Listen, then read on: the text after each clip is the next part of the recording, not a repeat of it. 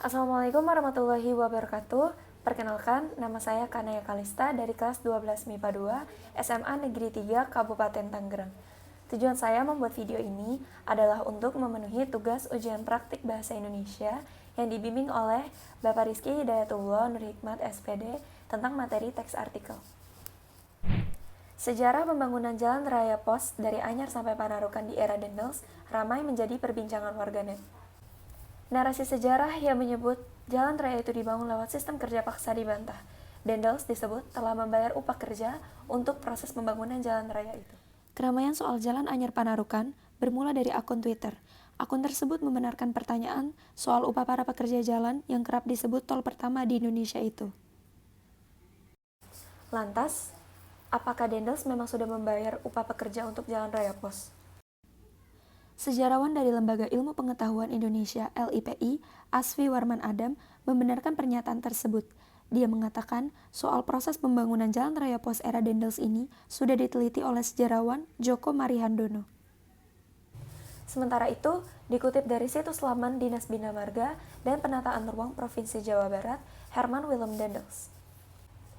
Jalan Raya Pos mulai dibangun oleh Gubernur Jenderal pertama Hindia Belanda, yaitu Herman Willem Dendels pada tahun 1808.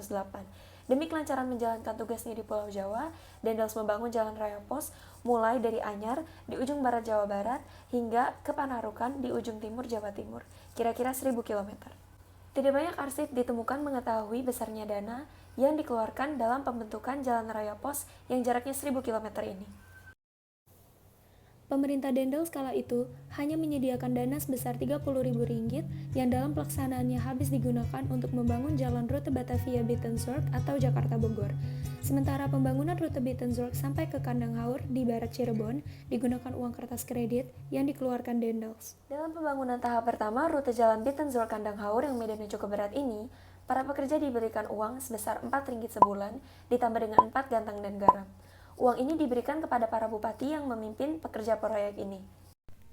Sementara itu, dikutip dari penelitian Endesri Hartatik dalam jurnal Paramita Historical Studies Journal pada tahun 2016, disebutkan bahwa setelah pembangunan jalan tersebut sampai di wilayah Karangsambong, yang merupakan wilayah Kesultanan Cirebon, diperlukan negosiasi terlebih dahulu untuk membebaskannya.